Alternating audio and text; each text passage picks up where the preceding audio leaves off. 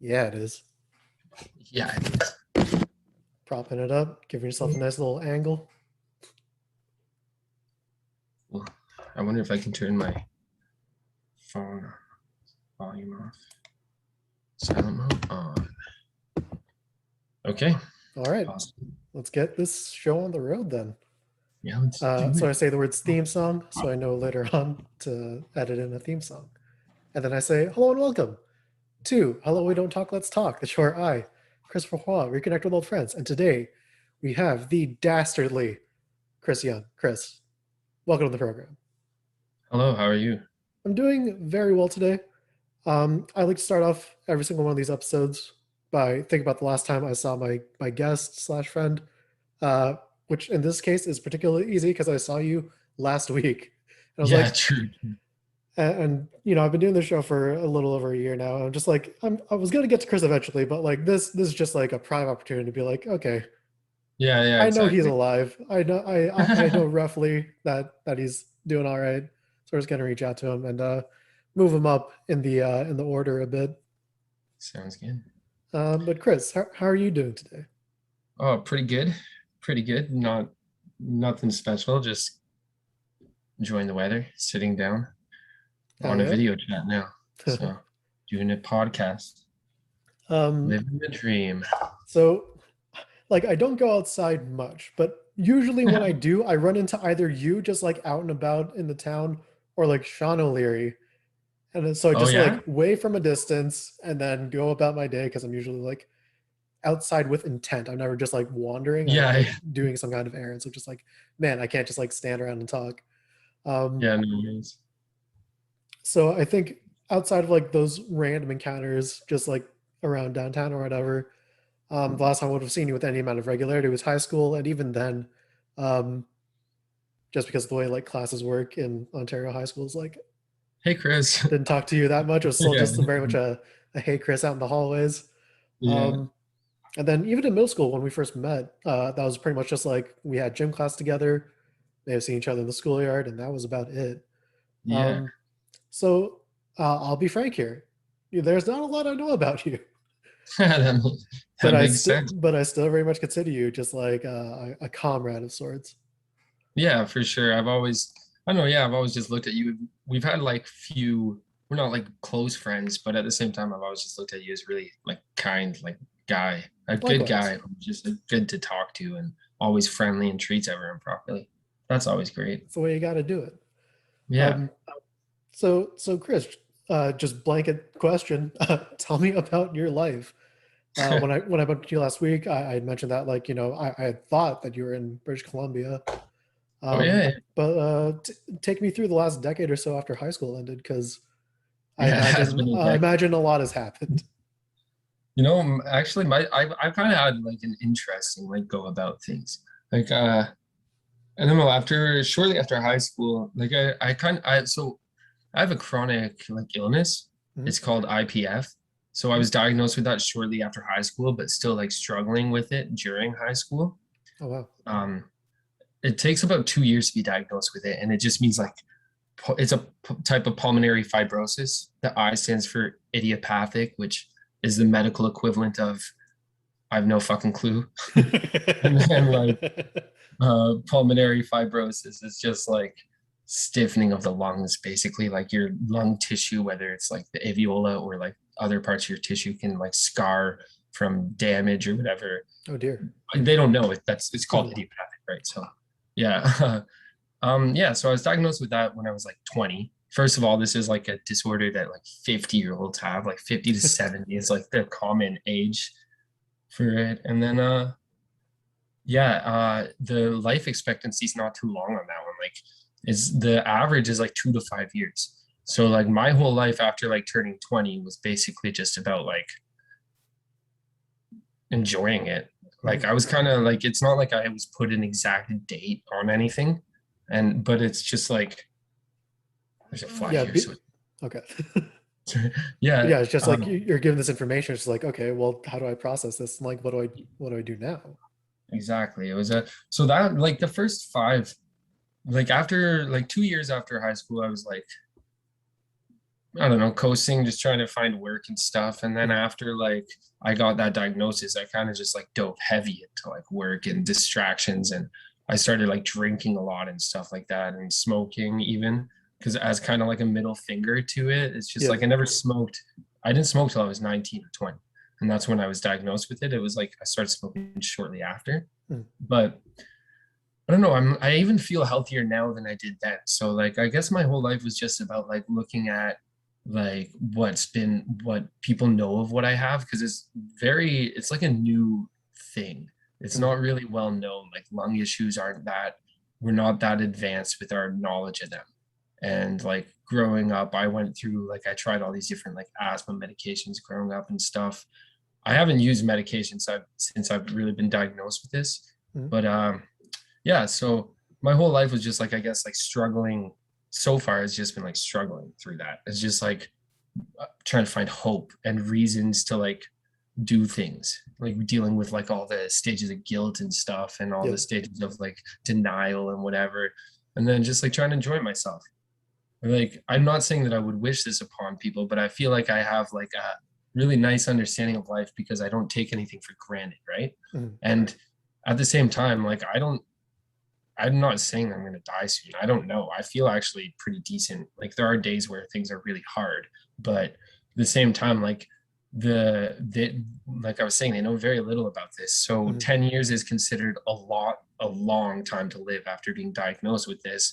But at the same time, like 50-year-olds, 60-year-olds, 70-year-olds who have like had lung issues their whole lives are being diagnosed with this, right? So Mhm. there's been studies So about it. so it's like hard to tell if that sort of 2 to 5 year like prognostic at the like onset of it was just like, well, that's because the people that we were looking at were already kind of old, as opposed to just Yeah, like, well, this is like 2 or 5 years expectancy for like everyone. yeah, and well, there's just not that much data on young people who have it Hmm. because it actually requires like a lot. Like it's really bad, severe like lung scarring, right? Hmm. Scar tissue doesn't heal that well, or even, like some people think it doesn't heal at all. But yeah, the first 2 to 5 years was kind of just like accepting it and just like kind of like me going out to Vancouver was kind of like it was a bit after the middle point, but it was like the whole catalyst situation. I had a heart attack when like right before I went out in Oh wow. 2017, actually. Yeah.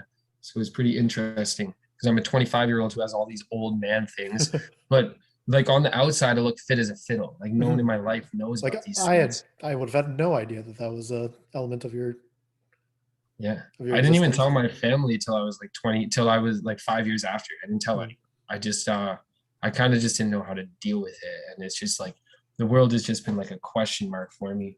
But at the same time, I wouldn't change it. I wouldn't change my life. I really, really enjoy what I've experienced. Like, so a lot of people I've talked to since high school, like that I haven't seen since high school, say that time just flew by. But for me, it feels like it's been like like I feel like it's been like 30 years since I've seen it. And it's You've gotten to sort of enjoy every moment, yeah, or like take time to recognize every moment, as opposed to, some other people who it's just like kind of get into the grind of going through school or work or whatever, and then just going the next day, just next day, next day, next day until yeah, something comes up or changes to shift course in life. yeah, exactly. So that basically like that's not really what I like. I don't focus on that throughout Mhm. my whole life. That's kind of just what like when it comes up, I deal with it and stuff. But it has been a driving factor. But like that'll like it leads. It's an explanation for how I've lived my Yeah. life basically for the past 10 years. So like what I've done with my life is literally whatever I've wanted. Like as because like to a certain limit. Like Mhm. I also acknowledge that even like I can't hurt people. Like I don't want to hurt people. Of I course acknowledge not. that there are like ways like so I do whatever the fuck I want basically without hurting myself or other people. The whole hurting myself thing came after I learned like after that like catalyst moment I had. I Mhm. kind of had to learn like to quit smoking and quit drinking every day and stuff just for yeah, just because I had to. Mhm. Like it's life's more enjoyable when you're like when you're at least sober some of it. Yeah. Like Yeah. so yeah, so I don't know, I've done a lot. When I was in Vancouver, I learned to snowboard. I snowboarded a bit before that, but never on any actual like mountains or anything Mhm. like that. So um after school, I like when I was real young, I really dove into music as and like as a form of like poetry and like therapy, like my own Mhm. type of therapy to like heal my heal and distract my mind in kind of a positive way. Mhm. Like so it's, people will say like, oh, distractions are bad, but a lot of distractions can be positive. And a lot of the time, if you can't control the situation, a distraction is actually what you need, right? Mhm. So yeah, wrote a lot of songs, play a lot of I play like a lot of live music just at like open mics. Yeah. I haven't really recorded my music for two reasons. Like one, I get nervous as hell and I screw up so much when I start recording. And two, I just like it's more I like live music. I don't really I don't know if I care about studio music Mhm. Just like necessarily. going through the whole production process, which is like you can just Yeah. perform it and be done with it. Have this Yeah, nice yeah. little experience with the people out in the world and be done.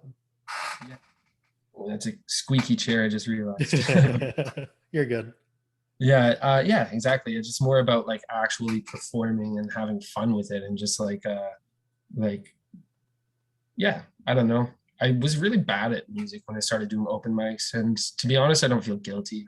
I feel like a lot of people like suffered through it, Yeah, but they I saw think like that's like the point of the open mic, right? Because like yeah, yeah, playing in your room and stuff, it's always going to be a different vibe from performing in front of people, which is just like this whole new experience, even though it's yeah, like the same sort of actions, where there's this level of energy that may or may not be coming from your audience. And then, if you're a guy like me, you get kind of anxious, you're in your own head, but like, yeah. um, Oh yeah, I yeah, certainly you're get very very cool. anxious. Yeah, yeah, I'm on the same page. I get yeah, that's exactly where I'm coming from. Just it's yeah, I don't know. It's Do, fun. It's great to enjoy the music to like have the experience with the audience. It's less for me about I don't know. I just don't it's just more for fun. It does make me anxious as mm, heck. Like I'll go on stage after I come off stage every time I'll be like shaking, my hands will be like going crazy, but that's part of the thrill, right? That's part of like um it's just like getting out like another part of it is just like I wrote a lot of stories about like a lot of songs about like mental health and mm, stuff like that that'll like just help me through my journey. So a lot of people like to hear your journey and like to like it'll help them through theirs and stuff like that. So mm. I'll just play music for like whatever reasons I want to play. And yeah, like the whole being terrible at it. Yeah, I just did it in front of people. That was like that. I think that was a part of it. It's just like I was terrible live. And I think that really drove me to like have to like correct myself quickly. Mm. Learned how to use like a microphone as its own like instrument. And the most important thing I think about it was just like I learned how to like grab like steal people's attention. It's real Mm. fun. Just like I get real like when I'm on stage and people aren't paying attention to me, I like get kind of immature like a little kid. I'm like, hey, pay attention to me. And then like if they don't, I'm like, I'm not doing any more tricks for you. Like, but I there's could like all walk off these the tactics. stage any moment. You don't need me. Yeah, there's like Or all I these don't need you. tactics. You need me. Yeah, exactly. You need me. Like I have all these tactics for just like getting people to pay attention to me because that's what I like, right? Mm. So yeah, it's just fun. I like the energy and I like the vibe, making people listen to me, but also only if they want to, right? Yeah. It's like uh yeah, I just that's been doing that for fun, like hobbies. It's not like I've done that full time because I've had to pay bills and Of stuff. So course. like The, for the like the life work of an artist isn't uh exactly rich. yeah, yeah, it's like I don't know. I'd rather not be a starving artist, so I kind of I just uh, I eat and then underperform sometimes. Like I don't know, uh, but yeah, how has audience reception generally been towards you? Or have you noticed like you said you were doing open mics. I assume that was like sort of regular, like semi-weekly or like monthly thing at yeah, whatever yeah. places you happen to be at the time. One of the bi-weeklies, like twice a week, not once every two Yeah, yeah, weeks. I would do them like every time, like since COVID has been rough, of course. and even before that, I hadn't done open mics for like a year or two, just taking a break. Mm. from like just whatever, just living my own thing. But yeah, I did them like twice a week. So it started off by like you'd have most people not say anything because like I said it wasn't great, and then you'd have like a couple people who would notice like the redeeming qualities Mm. and like encourage those. So that was like, oh, like you're really like that's really powerful lyrics, or really like your voice is so powerful and stuff like that. But even though I couldn't like necessarily sing on tune yet, Yeah. like just like focus on the positives. And the more I did it, the more practice I got, the more refined my songs became. Like um it's just more like people just really like enjoy hearing me, would enjoy it. They'd like ask me to play like specific songs and stuff, which like I guess I never really thought of. It's pretty cool, but like it's always like the weird songs that people want you to play, like the Yeah. ones you like write in like 5 minutes and stuff. So you'll be like, oh, okay. Like one time I wrote a song that like I basically heard a newfie playing like guitar and singing in front of a fire, and I don't know if you know what that sounds like, but it's like a whole lot of hoopla, like just gibberish. Just Newfie slang. Yeah, so I took that concept and then put like actual like pronounced words behind it, like The Queen's English. instead of just like grunting and stuff. It's an actual like pronunciation of the words, and that kind of style. And but I just did it real quick, and then everyone's just like, "Oh, I really love that song," and I'm like, "Oh, All you put right. much thought into this one," but still meant something to me. So yeah, it's just I don't know. A lot of everyone likes music for their own reasons, right? Mhm. So feedback will always be different. Some people listen to lyrics, some people listen to the like drums, Instrumentation, so yeah, and the etc. Yeah. instruments. Some people just like feel the music and listen to the whole thing as an experience. So yeah, you get all kinds of feedback. You get a lot of people who, well, also another thing that happens at a lot of open mics is there's a lot of crazy people. Like there's a lot of like you got a lot of artists who have a unique perspective on the world Mhm. because of how unique they are. Like so a lot of these open mics you just get these people because you just come and sign up, right? Yeah, So the platform's there. There's no like big vetting process. It's open, and so you just go, and anyone can do it if they want to. yeah, so I find that a lot of the feedback you get is like people who aren't as practiced, who didn't work as hard, will come up to you and ask to like collab. And we're like, oh, you want to collab? And like you get that like a lot, and you're kind of just like, dude, like I work hard when I play music. For me, when it's like I'm kind of like as laid back as I try to appear for like as an image. Like, dude, I'm anal. You gotta if we're gonna have band practice, you're gonna practice and you're gonna work hard. We're not gonna sit here and just like play around. Like I want to sound good. I want to like explore and create. Right. I don't want to sit here and play things that 12-year-olds can play better than me. Like it's just yeah, it's just you got a lot of unique experiences for meeting so many different types of people Mhm. at these open mics. You can like meet people like people similar to myself who just have like a unique journey. You meet people like who are just like I don't know, you'd look at them and never expect they'd have like an amazing voice and an amazing story behind their voice. So I like going to open mics as a good way to like see the community and just like get to know people and also like vibe with where like people's emotions are at and stuff like that.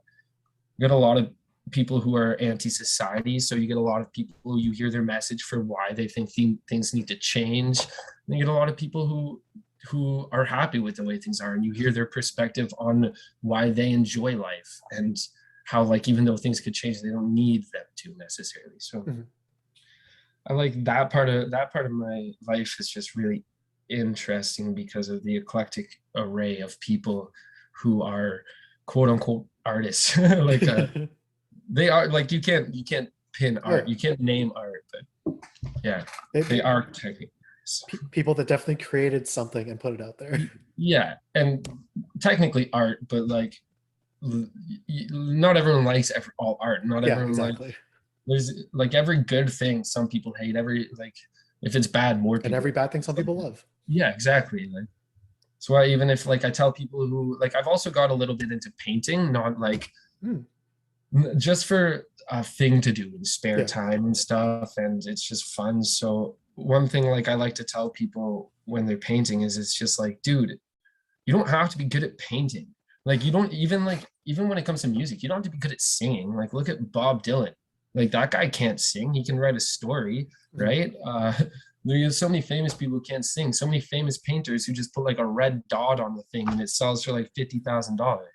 Like this is the thing. You don't Straight up you just a don't blank canvas and call it white on white on white. yeah, yeah. Like you don't put a price on art. You don't put a price on what how and you don't get to decide how people feel about your stuff. Mhm. And it goes back to what I was saying before. Like you never know which songs people are gonna like. You don't know. Everyone like it's always so random. Like you put a song, you make a song that sounds silly because then uses the word boop, and people will be like, "Oh, I love your boop song," and you're like, "I did that because I was bored," like stuff like that. So art has no price. Like paint whatever you want. People will buy smudges, like finger painted things, if they're told that it's worth more. Like you know. Yeah. So Heck I don't yeah. know. You ever see some of the stuff people wear? It's just like, or the stuff they have in their Dude, house. I don't understand like high fashion in the slightest. I barely understand like regular fashion, but like Yeah. I see it's just like this is not it's like an elaborate piece of fabric based art essentially. I don't get it, but some people seem to want to talk about it, so good on them. They found this thing that they're interested in for sure. Yeah, exactly. Like, oh my gosh, I really like your spiky metal orb. Like, yeah, that's actually the name of it. It's worth $65,000. It's extremely fragile. Please don't breathe on it. Yes. Like stuff like that. I went to my uncle's house and he's got this nice place and there's all this like decor everywhere, this like fancy stuff. And I was just like, wow, man, you're actually pretty good at decorating. And he's like, well, actually, I'm not. I bought this house and there was like all the pictures online. I just told the person I was buying it from that I wanted exactly those same things because of how bad I am at decorating. I was just like, okay, Yeah, whatever works for just take you. things as is, save yourself some hassle about decision Yeah. making.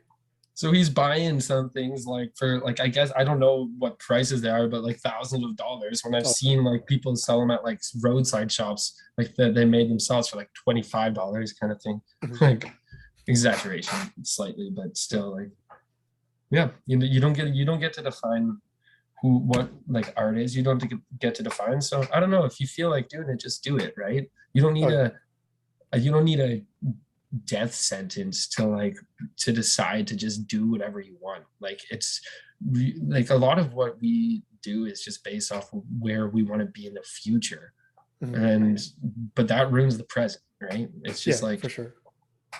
gotta like find a And balance there's like a lot between of uncertainty in there, so it's just like you may yeah, as well just like make the most of what you know is around right now. yeah. I feel like people need to find a balance between security and then just living in the moment, right?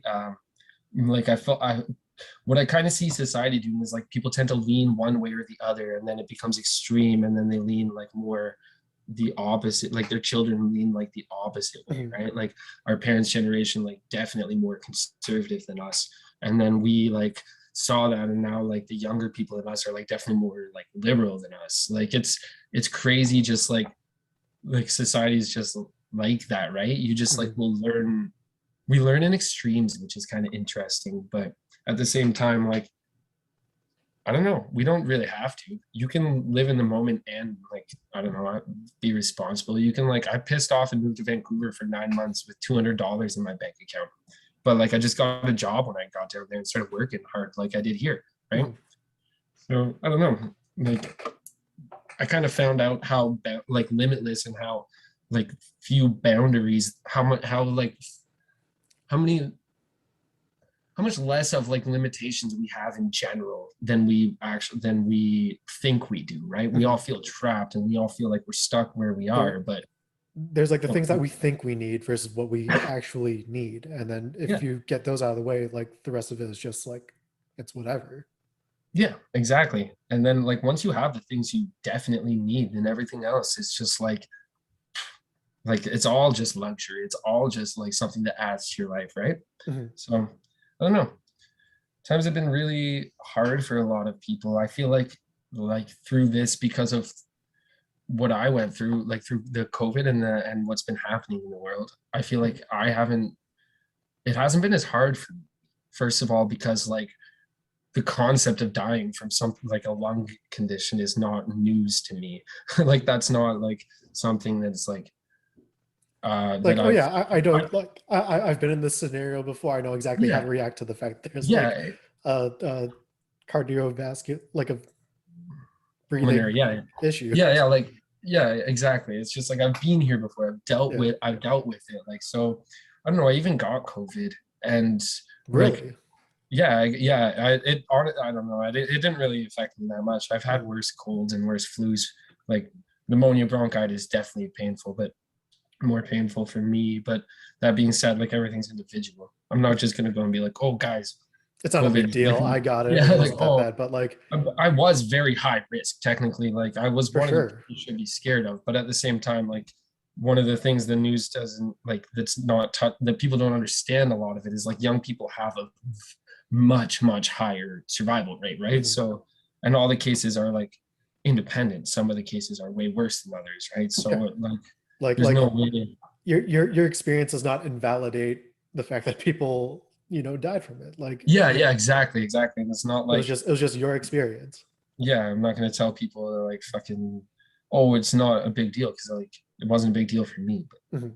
I don't know, a lot of people are like that. So they'll they'll just like they'll see the world from their experience, right? They'll be like, oh, Yeah, I like assume that's universal, but yeah, yeah. But I don't verifiably know. not. It was kind of I just like I find that I kind of balanced out a little bit during COVID. It's just I felt like the world can't like the toilet paper thing kind of made me feel like less crazy. I'm not gonna lie. I kind Yeah. of felt like I was always running around with my head off and no one understood me. And that's And then you because look I at these was other in people, it's like, man, they get it even less. right. Yeah, like I was like I didn't wasn't giving myself credit. Like I was in calamity, right? I was in a I should have been I was technically was going a little bit crazy, but that's because I wasn't thinking about like, dude, I have a reason to. Like this Yeah. what I went through isn't a light deal. So like yeah, I went a little bit. I did go through a tiny bit of psychosis during that whole time. I went a little bit crazy. I couldn't handle like the real world things didn't make sense. Everything was like crazy for me for a bit because I was Yeah. just so in so much pain and so scared of dying, right? But then after that, uh I just kind of saw the world differently. And then when I saw like the concept, the fear of death creeping up on people who have never had it before, and what happened with the toilet paper and stuff, and just like fear in general, what it can do to people, I felt a little bit more grounded than I felt like I was before. I was like, oh, like I'm not necessarily like going crazy. Like everybody is an intense person when they're in A panic state. intense yeah, panic Yeah. states and intense situations, right? So just had to learn how to control it, like not panic. Like the first couple of years of me going through it, I was making stupid decisions based off of it, based off of like stubborn, rebellious decisions. And then I just changed my mind after a while. I was like, oh, you know, I could live like that, or I could just like make smart decisions still and just hope for the best. Like who knows? Like Mhm. I might be an anomaly. I might like there's no I could live like who knows, right? I Mhm. might be like the first case where people actually like it didn't affect like I don't know. Maybe it goes away. Who knows? The Yeah. world we don't know. They don't know that much about it. The medical community. So I don't know. That's how I'll think about it. And just like have hope. Things will be good. Take the pain day by day. Be smart. Like I've Mhm. had to work less since like it's gotten worse. But I know. Stay healthy. Just love life. Love people. That's basically what I've been trying to do. Oh, that's lovely. Being this sort of anomaly in terms of like your age relative to the other people that typically have this condition, do you have to like submit your body to science in any way, or just like get some Oh, regular? I after as immediately after I was diagnosed with it, which was like when I was 20, I just Mhm. stopped going to doctors. I haven't been to a doctor since, which is not really the recommended Yeah. path. Mhm. But also I don't have the I don't know. Like there's not medicine you can take for it. There's not surgeries you can take for it. All there are precautionary measures you can take. Like if part of the reason that it gets bad for you is because of allergy induced asthma, then you can like there's ways to prevent asthma attacks. And if part of the reason is from like pneumonia and stuff, there's ways to like keep like because the worse your lungs get, like the more susceptible you are to like infections in them and stuff like that. So like there's ways you like you wash your hands more and like kill bacteria more. So there's all kinds of measures you can take, but at the same time, there's not any known medical measures you can take. So I didn't want to submit my body to science. I didn't want to, like, even to get diagnosed with it.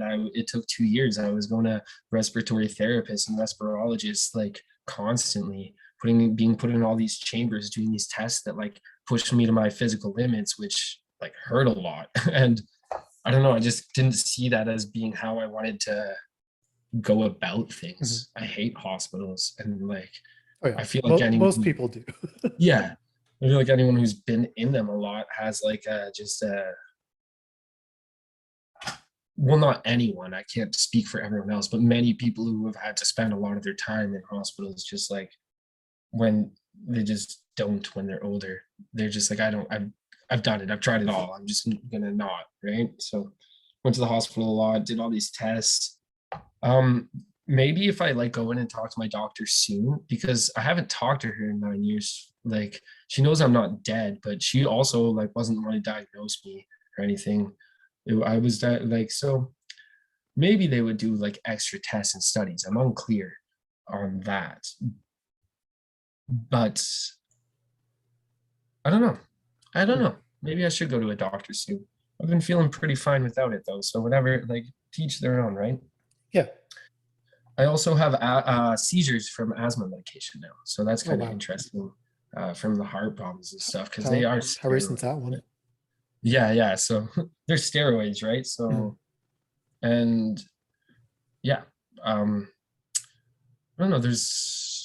I'm kind of curious about like how they would the opinions the medical community would have on me. Like 9 years isn't unheard of for what I have. It's just like um I feel fine now. I feel better than I did 9 years ago. So I might live a lot longer than this. And then I'll become an anomaly, maybe.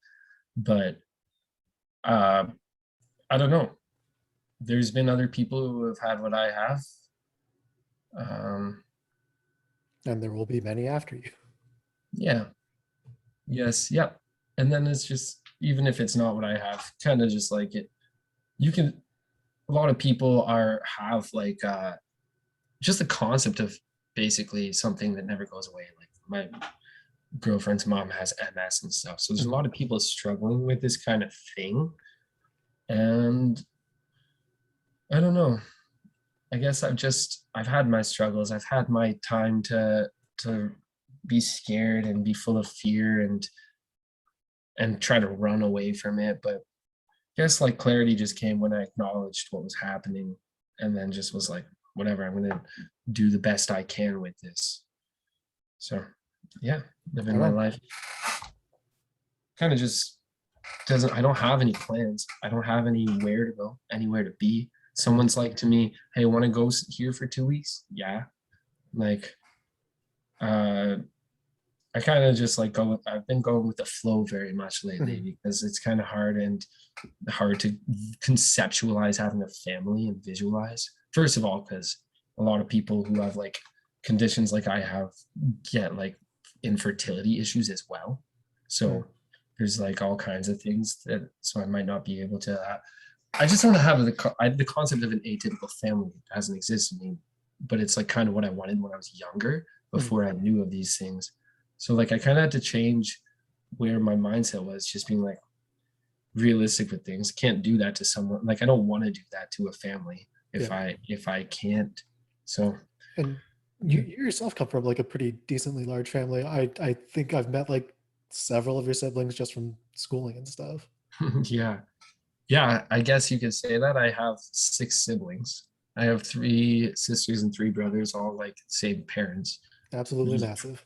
yeah, pretty rare for these days. Mhm. Yeah, that's it's been pretty cool. I'm an uncle now. My Oh first hell yeah. yeah, one of my brothers had kids, 2 kids now, so he's the only one, but still, it's pretty cool. It's been a little weird because of COVID. Yeah. Like I haven't seen her name's Elise. I haven't seen my niece very much. Um, but at the same time, like, what can you do, right? It's not like she's going anywhere. It's just like it sucks to miss like the fundamental young age, but at the same The sort of time, classic milestones of childhood. yeah, and it sucks because for her probably, because like if you think about it, she's like, I think she's like 2.5 now. Mhm. Almost her whole life has been in quarantine. Oh And wow. she knows, yeah, she like that's all she knows is just like people being like careful and cautious socially and stuff like that. So Mhm. I don't know. I kind of am curious the effect this will have on the youngsters, like the Oh the yeah. youngins. Uh, Previous guest Carolyn Bear, who went to Cortland as well, is doing some research in a similar space, if not that exact space. So looking Oh, forward to really seeing how that develops. Because yeah, like on the one hand, it's not like they know the world as like how we experienced it when we were kids. So like this is just like a new way of living essentially, yeah. just based out of necessity. Um, I think the kids will be all right. I certainly hope so, at least. Well, I don't know. It's not like I don't know. It's not like people were extremely like social anyways before, Mhm. right? Like a lot of parents raise their kids with TV anyways, right? Oh They're just yeah, like, no, come home, like watch TV. I was It, definitely it, among that crowd. it'll definitely have its effects. Like it'll have like I wonder how permanent they'll be. Like it'll Mhm. like I feel like the whole backing up when someone's within 6 feet of you is like a new thing, right? Yeah, That's just definitely recoiling yeah. I'm kind of curious how that'll affect the kids as adults, like, but we won't know that for a long time, right? long ass time. And I don't know. It's just like it's not like my brother's already kind of socially awkward. That'll happen a lot of times in big families. Yeah. so, so I don't know. His daughter's probably was just like screwed anyways, right? But no, no, but she's a sweetheart. She loves smiling. She loves people. So I don't see it being that damaging, right? Like maybe she'll like have some sort of shock if she's just dropped into a crowd of 1,000 or something like that. It's like this isn't normal. What do you mean? This is a Yeah, thing. This thing people did. yeah, other than like the whole like people like the whole 6 feet in lines, Mhm. like I'm not gonna lie, life has been fairly similar when it comes to like social contact. Like people used to cross the street anyways when I'd walk near them. Like not maybe I smell bad or whatever, but like, a lot of people just avoided you anyways, right? Like no one looks Yeah. in you in the eyes or smiles or anything.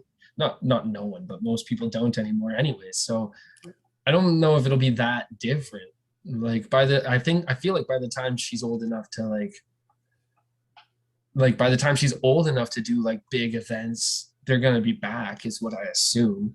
Mhm. Like it'd be pretty crazy if they weren't. Like she's like 19 and they're like, just 2 more weeks. Like it's 2 more weeks of this. Yeah. uh, I don't know. so one thing that I didn't consider about you coming on your phone for the video portion is that it turns into like a group meeting. So I need to like pause this and then restart the meeting so that we don't run out of time. Oh, okay. Okay, so I'm just There's gonna one. do that real quick.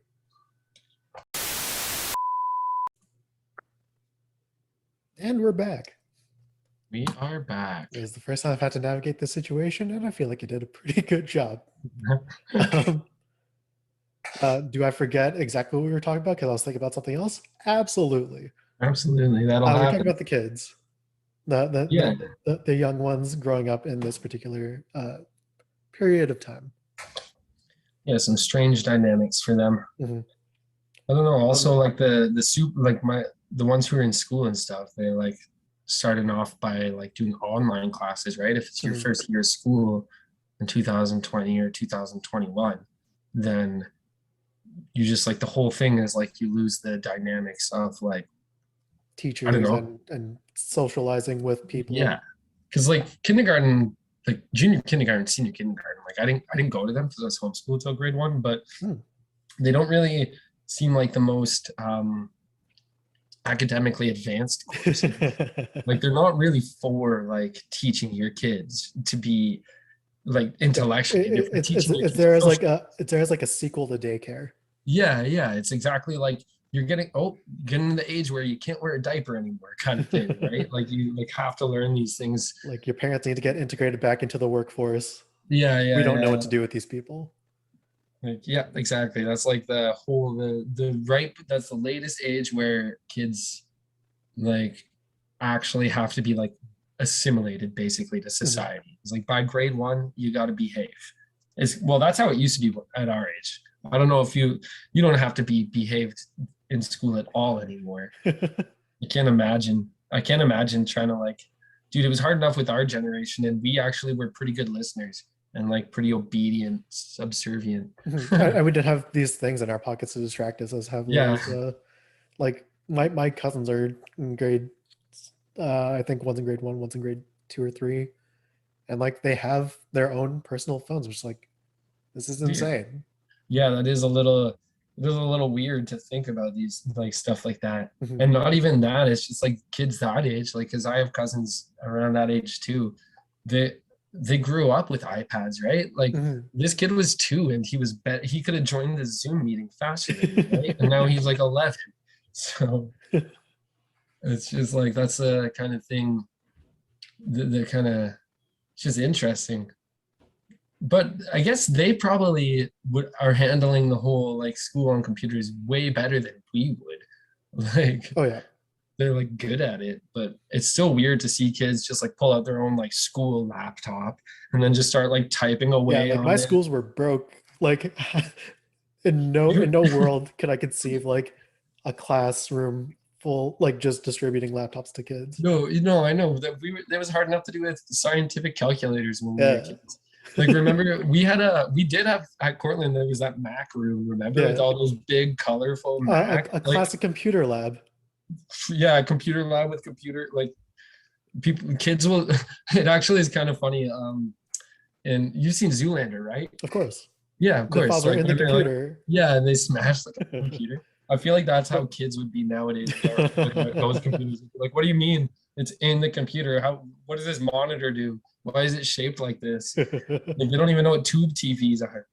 Kids are now saying things like they're saying things like why do you say hang up the phone, and we are being like holy shit, I never thought about that because phones used You to be don't on have anything to walls. hang up. It's just pressing a button.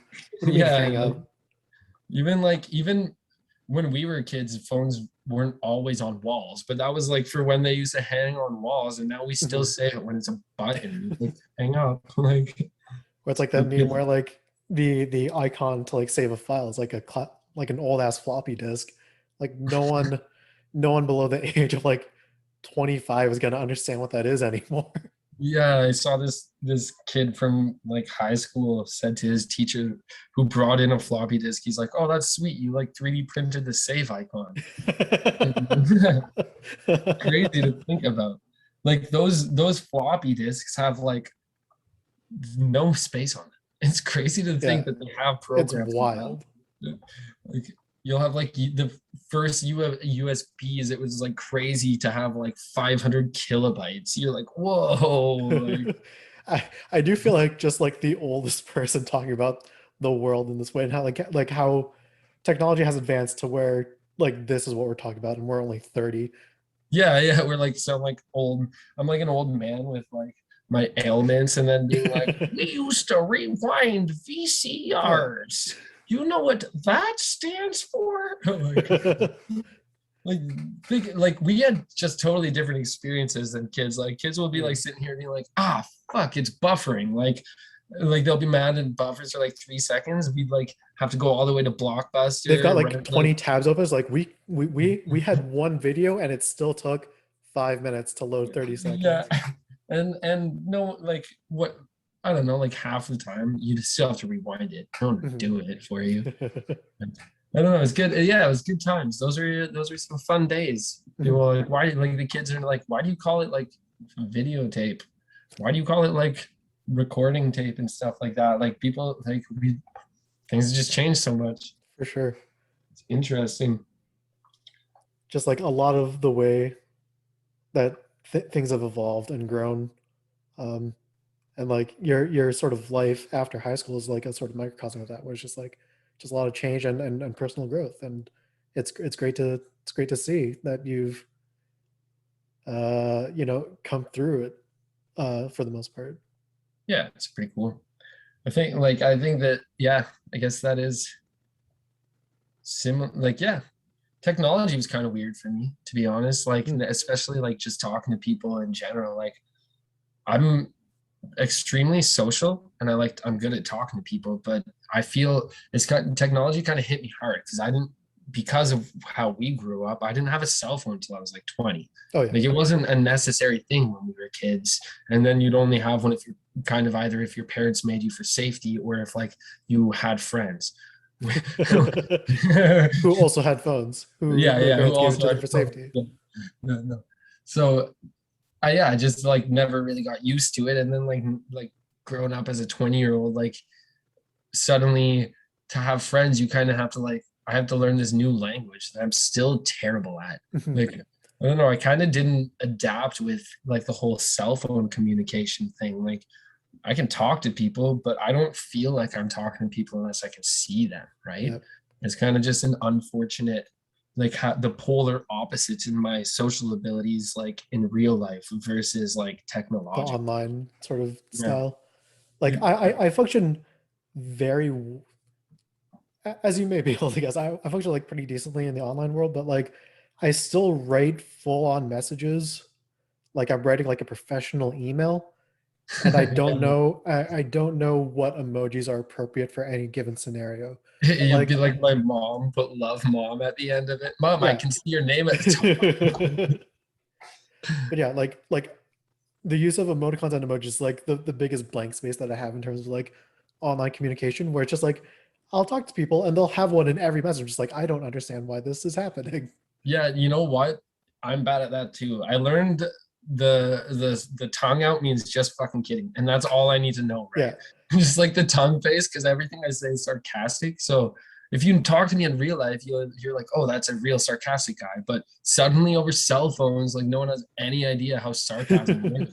I'll be like, oh yeah, because you're totally ugly, and they'll be like, I thought you thought I was pretty. You know, I'll be like, oh, like my I don't know, the, my charm's gone out the window. I'm just like I feel like I have Asperger's when I'm on the phone. Like the what? elements of emoji culture that I understand are an eggplant is a penis, sweat drops are ejaculate, a peach But is a bud, and a cry laughing emoji is just like this is funny but also very depressing.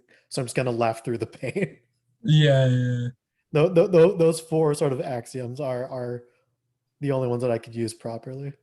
I found out the eggplant way one like in the wrong way. Like back in the day, like for me, emojis were just like all these random like things. So I just like Oh someone would send me a random emoji I didn't understand, I'd send them one back. And then like I don't even know the situation I was in because it was probably with someone I didn't talk to very yeah. much. But it was not an appropriate situation to To send use an an eggplant. eggplant. So I just sent it. I just sent it back, and they're like, that's weird." And I'll be like, "Why?" I was like, "Why?" And they were like, "Well, that's a dick." And I was like, "Oh, that means that you want to fuck." And I was like, "Well, you're not my type." I'm pretty sure it was just like a male friend. They just Yeah. like sent me like a picture of a monkey or something. I don't know. The monkeys mean something too, actually. just So oh yeah, true. I don't know what they mean, but this one, see no evil, speak no evil monkey, Yeah. that means something bad. I don't know what. Beats me. We'll do some googling later. We'll share Yeah, yeah. information. We'll learn this together. We'll learn the monkey. Yeah, it'll be fun. Like, what is like, yeah, I don't know. I just got taken aback. I got swept away by, I'm old now. It's just, that's Oh yeah. what I'm trying to say. I'm like, old. I suddenly became that 30-year-old who's just like, oh, I don't understand these 20-year-olds or like, Their TikToks and yeah, and their TikToks your dances. and their I don't sex get it. apps and stuff. Like back in my day, dating apps were for being ignored by girls, and now they're for just hooking up. I thought dating apps were for being swiped left on. What do you mean you don't intend to marry her when you date her? You Yeah. just meet the one person and you go for it. Like I'd be like I'm just glad I'm not as out of touch as my mom and stuff like that. Oh One yeah. like, look, old people are the type of people who like send you things like I this on God, this was a real text I got from my mom. It said, "Kris, you left my phone at your place." I went to her place. I don't know if you know how phones work, but she texted herself. Yeah.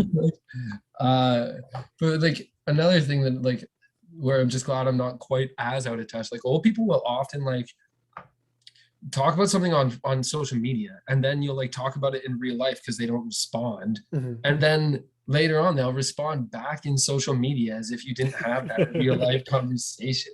You're just like, I don't need to do this anymore. We already I've talked. Did you forget? I've made it a point to like any of my relatives that are generally older, like my aunts, uncles, etc., or parents. I'm like not gonna add on social media because like I don't want to deal with that at all. If you are to explain anything to anyone, my mom will send things like, "Dearest son, my most beloved child." Like everything's like a handwritten letter and Yeah. took it like it's calligraphy and stuff. She'll Like, be where did like, you find this font, mom? This cordially is and extra. yeah, exactly. Did you make this font, mom? Cordially and always with love, mother. It's like, mom. That's another thing that's funny to me about social media. Like your name's Kris, right? That's pretty standard. Oh yeah. Chris. You know how often I get called Kris like that on social media? Where your name is very prominently It's spelled. it's right above that. They're like, have to, I don't know how they find me if they don't spell my name right. They're just like they just type in, I guess the they try the CHRS and I probably the show up. search results just give like a best guess. It's like, yeah, here's like 20 other Chris Youngs with a CH, but here's like the one that you actually wanted, like way down there. Yeah, I just don't understand. And they'll message me and they'll be like, hey Tris, like how's it going? I'll be like it blows people away. And then like I have to explain to people like they'll be like, "Oh, can I call you Christopher?" I'm like, you can, but that's like a made up That's not name. Like that's not that's your not my name. yeah. Another thing actually I found out like pretty well, I kind of already knew this, but I found out more of the details. My grandfather's last name was actually Chung, not Young. And it Hmm. was changed to Young because of racism in England. So his dad was born in China, or his grandfather was born in China, sorry. His name was, the document said Ling Chung, but Hmm. because in China they read the names backwards, like they Yeah, yeah, switched it, it might have been actually like Chung Ling or yeah. something like that. I don't know the story of it. It's hard to, the details are muddied now, but then his son, he named his son James Chung, and then they had a kid and named my grandfather James Chung, and then his name was changed to Young. So his birth certificate says James Young, formerly Chung, but there's like, if that didn't happen, then my name would be Kris Chung. And I actually have like, I wouldn't be alive. And I know that this is an unpopular opinion, but I wouldn't be alive if it weren't for how racist Australia is. So like, it's not like I'm a fan of all the people who who suffered from it, but like It my allowed you to great be great here at grand least. yeah, my great great grandfather father comes like to he wanted to go to Australia first, and they were like, Mhm. no, absolutely not. And like he's like, my grandfather goes to do it, and then like they go to the border, and they ended up moving to Canada instead of Australia. But Australia. like they get to the border, and the guys are just like, No. if you look to your left, you won't notice any of you guys around here, will you? It's like, look at that, eh? That's a rabbit. That's not allowed here either. Take it with you. Get out of here. Like, totally intolerant, but at the same time, I'm glad I'm alive. So, hey, Yeah, it's a mixed bag. We're allowed yeah. to have all these things be true at the same time. Yeah, just an interesting experience. Yeah. So someone like I was just talking to my girlfriend about how funny it would be if my name was Kris Chung, and she's like, that actually doesn't sound that different anyways. So I started saying it a lot, and it really, Kris Chung and Kris Young really don't. There's not very much to like Oh yeah. pick Uh, apart there. I feel like you would get a lot of questions about like your background if your last name was Chung, because like you don't come off as East Asian. Well, not even at all. Like Exactly. because it's like only 1/16th, so it's like It's way it's way back. back there. Yeah, so my grandfather, you can tell, and even like one of my brothers has straight black hair, so like I have curly like brown hair, Mhm. but my like, and I get like darker than most white people in summertime. So there are like kind of there's tiny like hints if you know. And sometimes people say that like that I'm really good at math and bad at driving. So like there's that. Mm. Just kidding, Chris. Hey, I'm allowed. Wait, is 1/16 enough to am I allowed? I'll allow it, but watch yourself. I'm just kidding. Oh man. No, but for real, yeah. There's nothing that shows it. It would just yeah, just be Yeah. interesting to have to explain I, to everyone. People would I feel see my like name. it would just be like, were you adopted? And then they meet your parents like, what happened here? Yeah, like I feel like the whole like let's say I'm in school or something like that. Every time anyone's ever read my name and they saw my face after, they'd be like, wow. It's like, yeah, Like that's that me. would be my That's whole me. life. Yeah, Don't worry about it. true. That that I kind of even having Kris with a K is kind has kind of like it's put a dankness on or a darkness over a looming darkness over my childhood. Like I always had scribbles on my name tag. Oh Like, bro, wow. just get me a new name tag. They're 10 cents. Just like they'll be like, oh, your name's Kris. So I started introducing myself as Kris with a K. And then like everyone would pick on me for it, like tease me. Oh, it's Kris with a K. I'd be like, guys, it's to save time. It's not Kris with a K saves time. My brother's name is Reese, Rhys. Yep. Every time he orders pizza, he just tells him his name's John. His girlfriend thinks it's like some weird, like she's like, she thought it was some weird inside joke. And then he was just like, no, like you don't understand. No one knows the name Reese. Mhm. No one can hear it for the first time. It saves me like 5 minutes every time I order anything. He's like, you know what happened the last time I said Reese? The guy was like, Clint? And I was like, yeah, sure. Like, The brains just kind of break at hearing Reese outside of like a peanut butter cup. yeah, it's just like Reese. What? It's not a name to people. Well, actually, in North America, it's not. It's actually a really Oh, common name in other places. oh yeah, I think it's like popular in like Ireland and or like New Zealand. Yeah, a lot of the yeah, South Africa too. Like a lot of the Mhm. just the British places where they kept The like Commonwealth, the the colonized Commonwealth. Yeah, areas. yeah, exactly. It's like they kept the superiority complex of the British, but Mhm. then none of the tea, like all those places. No, I'm just kidding. That's from the country that's spelled jail, GAOL. It's like, well, yeah, I guess we're going with that then. Oh man. Yeah, that's so yeah. I've Yeah, little family heritage. I did that. That was pretty cool to find out. Uh, little fun with names here. we're But having fun. yeah, pretty good Um, times. so obviously, you lived quite a life. Like, what were some absolute standout, like highlight moments from the last decade for you? Some highlight moments. Darn, there's actually been quite a few. I will say, in general, the whole 9 months I was in Vancouver, that's not really, that's kind of a cheap cop out answer. That whole thing was the highlight Yeah. because it was like a pivotal moment in my life, right? So I have like I this is actually kind of interesting as well, but I got like a head injury while I was there. Mm. Some big guy was like horse playing and jumped on me. I wasn't even in a fight or anything. Some he just like landed on my head, and I actually have like some pretty serious memory issues.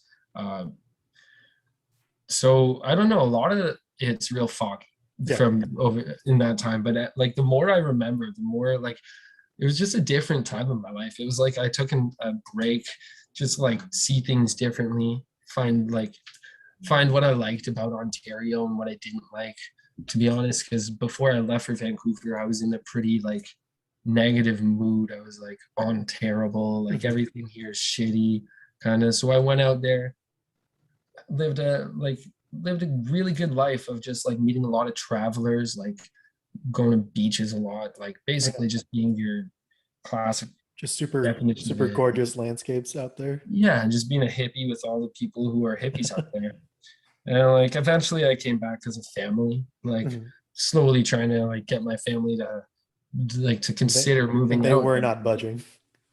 Well, they're slowly over time, like everyone's budging, like you, because I don't know, quality of life here is like it's not that different from Vancouver, except it's more like if you're an outdoor active person, then you're gonna like Vancouver more. If Hmm. you're like the type of person who likes to go for walks instead of likes to read, or even if you like to read books outside, Hmm. like you'll like it more than here, just because there's more opportunities. There's even like you can like hang out in winter if you like if it's, a lot of people here hate snow. Oh yeah, Vancouver, because it's subtropic, it only because it's snows right like next to once a year. the moderating effects of the ocean. Yeah, yeah. It's pretty subtropic. It's only subtropic there, so it only goes below zero a couple times a year. Hmm. So you can still go to the beach in winter. Like you can't really swim, but you can sit in the sand and just Hmm. like enjoy the waves and stuff. So it's just a different experience, and it's just like opened my eyes to, like I was saying before, how limitless things are. Like if you want to move, if you feel like, oh, I want to move somewhere, then just get up and do it. Like it's gonna be hard, like it's gonna be a little hard, it's gonna be challenging, it's definitely gonna have Hmm. ups and downs, but if you want to do it, you can live out there as well as you can live here. You just need that first and last month's rent kind of thing. You just need your foot in the door. You mentioned that you went out there with like pretty much pennies to your name. Like what? How did you get over those sort of first hurdles of like settling in? Yeah, I had a job when I got there. So because I work in restaurants, I've done serving, bartending. I Mhm. worked really hard, got good. Like I just wrote a couple emails, got hired on a ski hill. So I had no money, but like when you're serving and stuff, you make like cash tips, so you Yeah. get money immediately. So because of like all the health issues I was going for, I didn't really have that job very long. But for the first like 3 weeks I was there, I made enough money to just like stay at a hostel. Like it was a pretty cheap hostel, actually, probably Mhm. the cheapest in the city. And therefore, like when I first started there, it was kind of grungy. You'd get like sometimes like meth heads and stuff like that, and but not very often. Like hostels in this area are very different than in Vancouver. Like anywhere where you have a tourist city, a hostel is where tourists and travelers go. Yeah. Whereas in like any city where no one's touring, a hostel is like a halfway home.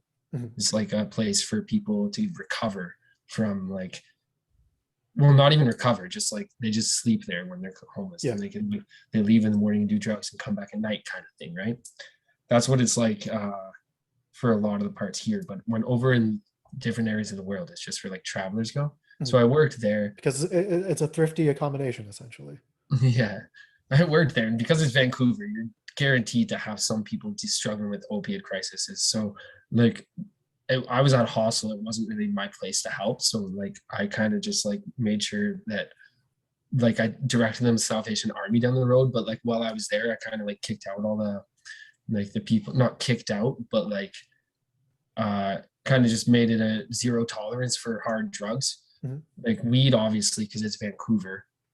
Like you can't say no weed, but yeah, while I was there, I ended up becoming like a manager at a hostel, just like Oh working wow. there and like um staying there for free, not making very much money. I ended up doing a little maintenance there too, like just Mhm. fixing things up. And like I don't know, there's huge pigeon problems there. So like having to like pigeon proof things and stuff. It was a good time. Just did yeah, basically 4 hours of work a day. It basically paid for me to live there, and then I had enough to like get food and stuff. And Mhm. then I just hung out with deep people from all over the world, just like Hearing their talking stories. and just like yeah, hearing their stories, going to the beach, going to Stanley Park. Really not that nice of a place in Kitchener, but in Vancouver, it's got some of the biggest trees in the world. So it's a pretty Mhm. cool place to go. Yeah, just a real good experience out there. Like the way I look at it is like I went with only $200 because I have the knowledge that I'm a really hard worker, and Mhm. I've also been at rock bottom. Like I grew up with not like my family did not have very much money at Mhm. all. And I know what it's like to have like no money. I know what it's like to be like, where am I even going to get rent for next month? And I know that I just am fully confident in my ability to survive the Mhm. world. I don't think it's like if you're confident in hard work, I don't think it's that big of a deal. You can do a lot with just time, right? Mhm. But that being said, I did set it up so that I'd have food and stuff like that when I got there. Covered your necessities. Yeah, exactly. Um, yeah, I don't know. Good times. Definitely, there is a risk of moving out there with little money. Like, I feel like a lot of, because there's a homeless crisis out there. Like, Mhm. there's tent cities like you wouldn't believe, like hundreds, if not thousands, For sure. sometimes in the city. So, and like, there's certain streets where you'll just see people like doing drugs, like injecting drugs and stuff on the streets, like just stuff we're not used to, right? From in our area, we're pretty sheltered here. So, like, it's just like a very different part of the world, but uh and there is a good chance like a lot of people get trapped and stuff when they're out there, so like they and that like because they have no one. I guess that's how the homelessness works, and they get addicted to drugs and stuff. And like, I don't know, I just feel like it's harder for that to happen to someone who just like won't let it, works hard, right? Like, after I worked at the hostel, I ended up working at a vegan restaurant, and I got kicked out of the hostel because I said I didn't want to work there. So one of the people from that hostel, he let me stay in his van. So I stayed in this van for like approximately like a month, and it wasn't just like a van. He had made it into a home because a lot of hippies do that Oh yeah. kind of thing out there. So he made it in a home. He let me stay there. I just like gave him a very small amount of money. He was doing it to help me out. Mhm. Stayed there for a month, worked at this vegan restaurant, had saved up enough money to like rent a place in Vancouver. And then I was just like, I could rent a place or I could just piss off and go home Mhm. and visit my sister and then like find a different way to come back here like a different time. Knowing now that I'll be fine no matter what.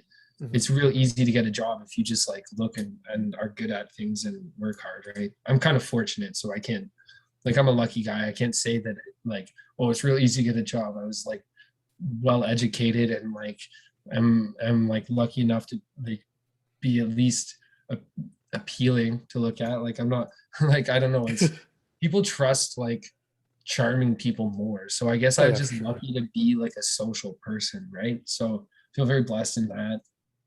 But yeah, just friggin' I like one of the nights right before I left, like all my stuff was stolen. So Oh dear. I had like a bag, like one of those like big traveling Yeah, bags, yeah. 70-liter one, and it had everything I had in it, my ID, my money, like pretty much Mhm. everything except the clothes I was wearing.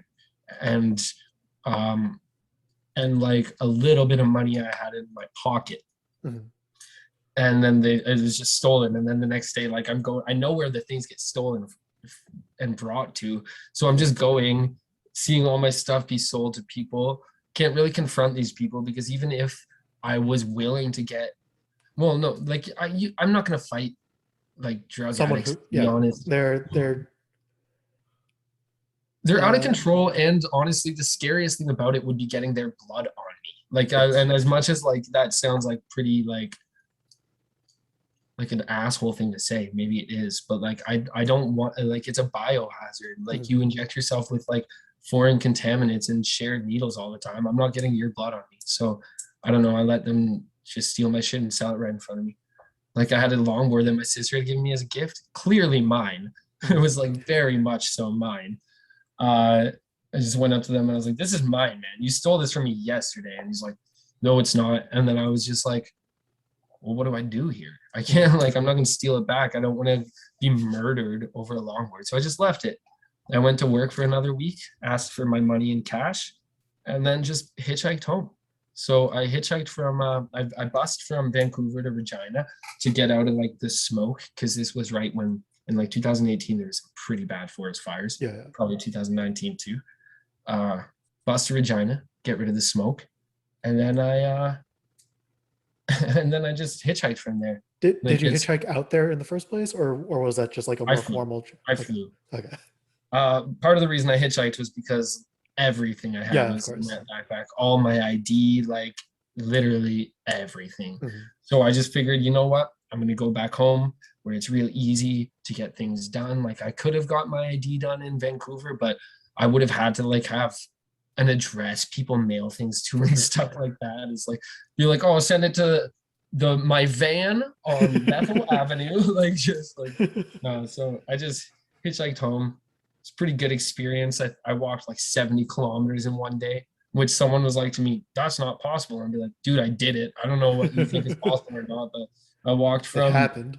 yeah, exactly. I walked from one end It, of, it, it took it took most of a day, but it yeah, was doable. literally woke up at 5 o'clock in the morning because I couldn't sleep and walked until nightfall, like Jesus. nonstop. Yeah. So yeah, hitchhiking through a city, not can't be done. No one's picking you up in the city. No one ever will. Mhm. Like you got to go to the highways at the end. And then like a lot of the time you can be there for, like I said, I walked an entire day and thousands of cars passed me and no Mhm. one picked me up, right? I go to sit down like right at the end of the night. I'm like, I'm not gonna hitchhike at night. Like I said, the same thing about fighting like a junkie. Mhm. I value my life. I'm not gonna get hit by a car because Not I want worth to it. go home, right? So I just found an area in the ditch where it's like, okay, if a car gets in an accident, it's far enough away for it not to hurt me, right? Yeah. Hopefully. And then as soon as I like sit down, this guy like stops and pulls over and he's like, what are you doing out here? It's like German guy. It's pretty cool. He had rented a car to like do some work, drive out to Vancouver Mhm. and then back from like Saskatchewan. So he drove me like through an entire province for like 9 hours or 14 hours one night. It was pretty cool. Bonkers. But yeah, the whole experience was just like, just when I'm like getting real frustrated and giving up hope, just like someone's, even one person, if you reach your hands up, one person will help, even if thousands don't, right? There's like There's always going to be helpers. yeah, exactly. Whenever you're struggling, like same with like how I got through all the diagnoses and stuff, like you got to be, you can't be afraid to ask for help. You can't be too proud to admit it's not even weakness. It's just like every human fails, every human needs help. And Mhm. like you'll be fine if you learn to ask for it. But if you don't learn to ask for it, I feel like a It's lot going to of be people, very difficult. yeah, exactly. So I didn't ask for any money on the way back, but every time I told my story to people, people just gave me money. I ended up getting like 400 free dollars on the way back. It's Mhm. pretty crazy, like how much like people want to help if they can. Be Yeah. like, wait, you're hitchhiking without any money or food? And be like, yeah. It And is then what be it like, oh, is. here's some money for food. Like they give you, got some sandwiches in the back, got some juice boxes. So really good experience. Like really reopening my mind to the goodness of humanity when it's Mhm. so easy to see, especially over there. It's so easy to see how bad things can get and how desperate people can be, right? Mhm. So yeah, just been enjoying my Incredible life. story. Pardon me? Incredible story. Yeah, been fun. Um, It's been a good 10 years. so winding down here, there is a question that I like to ask all of my guests. Kris, if you were to host your own version of the show where you talk to someone you haven't spoken to in a while, could be anyone from your life. Sure. Does anybody come to mind? And if so, who would that be? Someone I haven't spoken to in a while. That like a mutual friend or just in general? Anybody from your life? Anybody that that comes to mind when I ask, who would you like to Yeah, catch up with? I have a friend, my best friend from when I was 11. So 11 is when I moved to Kitchener from, I used to live out near, somewhere near Listowel. It's about Hmm. 2 hours away from, an hour and a half, 2 hours away, something like that. Yeah. Uh, yeah, my best friend when I was 11, yeah, he was a really good friend to me. And like I said, my family didn't have much money and stuff. So he Hmm. would like, his family would always take me in and bring me on like all these trips that my family can afford and try all these different, like all these, have all this food that like wasn't necessarily poor people food, quote unquote. He's a really good guy. And like he lost his dad because of COVID, during COVID, not because of it, but he couldn't visit his dad because of COVID, like Hmm. while he was dying. So he's had a rough year. That's rough. So we meaning to talk to him anyways, but yeah, I guess that's who I would talk to. Catch up with him. He's probably done some interesting things. Right on. He's Jehovah's Witness, so I'm kind of curious. I like to hear about people's like personal and like religious choices and stuff too. Hmm. So that's fun. Yeah, I guess that's what I would talk about. Now that you've put it out there into the world, do you think you'll reach out to him? Yeah, yeah, I've been meaning Hell to yeah. anyways. So I just you reminded me of my the obligation I put on myself. Sometime you like it's this whole COVID time you've been saying to everyone like sometime when things clear up and it's just like the 2 weeks thing and the whole like it's getting harder for that to make sense. So it's like Mhm. kind of weird getting used to the concept that you actually, okay, we're allowed to hang out now. Oh yeah. We can like make plans. It's going to be a difficult transition back into the sort of Yeah. reintegration of the previous norm. And I'm not gonna lie, that's such a good excuse. It's so great. It's Exactly. like just being like, oh, hands are tied here, man, and unsanitized, right? So this wouldn't be safe. Yeah. There's something great. Having COVID was pretty cool. For part of it was because like people will bring me soup and stuff. I'd be like, hey guys, I'm out of toilet paper. I Like need your that's help. I pretty. can't do this on my own, man. Like I wouldn't switch it, like have COVID permanently to always have hand and foot service, but I'm not gonna lie, that 2 weeks it was pretty treasured. Anyways, yeah, it's good chatting with you. I'm Yeah, glad you it asked was me to come on. fantastic. I'm happy to see you, and was Yeah, me too. elated to see you out at Waterloo Town Square. Yeah, as per usual, you always got your big smile on. It's good to see you. Like, yeah, you just bring a smile to my face every time. Thank you so much. No worries, man. Is there anything that you would like to promote or like plug at this time? Because this is a podcast and that's a thing that happens at the end. Yeah, I don't shameless plug. Here we go. I don't record any of my stuff. Like I said, if you I'm sure one day people will see my posters around or something. If anyone who remembers me, just look for my name, maybe, or if you see my face somewhere. I go where the wind takes me. Spotify can't hold me.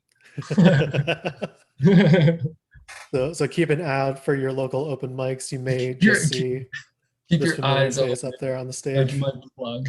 If you see me, come say hi. Actually, I don't know. I think open mics are starting up again. I think there's going to be some like downtown near like Kitchener near like Cafe Pyrus. So I will be physically there when that starts happening. So anyone who wants to come and just chit chat and listen to some like crazy people and some good performers and stuff like that. That's what open mics are for. Just a mix of people. You can hear some good art and feel great about yourself and your own mental health journey. I'm just teasing. I'm just teasing. Get some good food at Cafe Paris. Why not? Yeah, yeah. I don't know. This is some pop-up social lounge. Like I guess our city's been doing it. Like there's the new Pyrus building, and then Yeah. right beside it, there's some pop-up lounge. And I think that's where I'm gonna be like doing just like probably gonna bring an acoustic guitar and just a microphone. So Sick. it'd be fun. It'd be my first time doing an open mic in a couple of years. Can't wait to get really anxious, really nervous, shaky. I'm gonna look like Michael. Make sure you let the audience know about it too. I hear people love it when they know that you're nervous. Yeah, I will be like, hey, you won't be able to tell, but woo, I look like, yeah, it's gonna be pretty fun. I look like I'm on a roller coaster sometimes, like on the San Andreas fault line. Yeah. Like yeah, it's just crazy. Anyways, yeah, good chatting. And guys, check out some live music this spring and summer if you're allowed. I guess spring's almost over. No, it is over. Spring's definitely over. It's been Dude, over I a thought couple it was weeks now. Remember last week when I said June 3rd is when we're doing this? I still I feel like I have no clue. I'm just out to lunch. Yeah. Spring's over. Enjoy the summer. Waterloo region's kind of shitty right now, but if anyone can listen to live music, go out and do it. Just support locals. Kitchener Waterloo is gonna have a pretty sweet music scene soon. Like if you think about how much money that the Canadian government's invested in Kitchener Waterloo, they're trying to get like traffic downtown and stuff. Mm-hmm.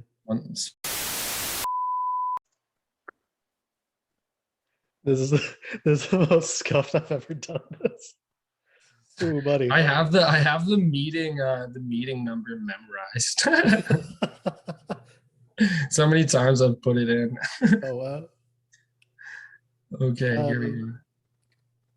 Okay, so before the Zoom cut off, we were discussing the sort of revitalization and like resurgence of the music scene locally. Looking forward to that.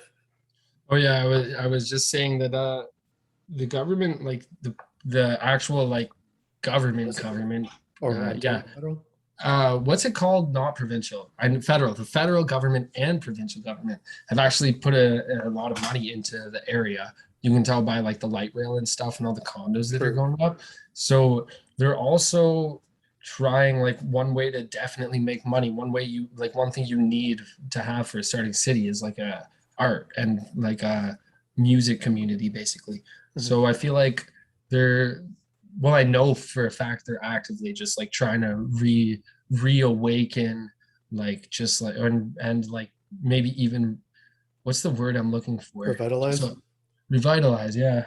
The whole concept of like local music, just like trying to find some artists and stuff.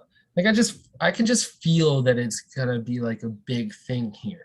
I don't know why. Maybe we like there's been some pretty big music events and we're also getting like Oh, we've for got a sure. lot of foot traffic from like we're getting a lot of people moving here because of Google and like all the like the technology from like And even I don't just know, like its like that's proximity to Toronto, because like Toronto rent is like yeah, this other beast. And not like to say that like local rent is yeah, it's as in high, if not proximity and higher.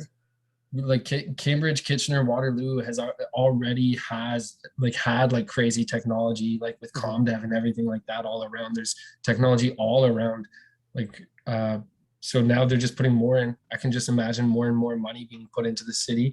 And when that happens, they put a lot of money into like local artists, especially like yeah, they put a lot of money into the music scene, I guess. And so So looking next forward to time the that. boathouse opens up, it'll be bigger. Next time, I feel like there's gonna be our population is probably gonna double or triple in the next couple of years. So I don't know. Terrifying to Anyone, think about. anyone, yeah, yeah, very hard to think about.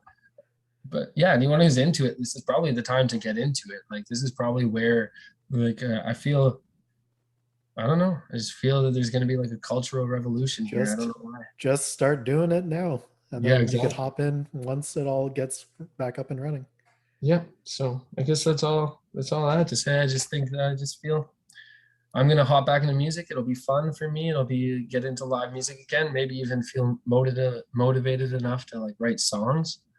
It's just hard. Like I haven't written anything about COVID because it's depressing, right? It's Yeah, oh just yeah, like for I sure. don't know. I don't care. I'm gonna write songs after it's over, right? So just like have fun, go see some live music, and try to maybe enjoy some things that we kind of haven't had the luxury of enjoying for the past couple of years. You know, some people, some drinks, some food, some live music. Maybe see the world's turn back to normal a little bit. Heck yeah. Look forward to popping in, seeing my guy on that stage right there. Yeah, no worries. Yeah, that'd Chris, be a blast. thank you so much for spending this afternoon with me. Sorry that it has been like three separate meetings that I'm gonna have to edit later. No worries. I feel bad for you having to edit it. That's what I was thinking. It's it, like it, our it, it presents an interesting opportunity for me to like learn how to do some things. So yeah, it, yeah, yeah. it's a win-win.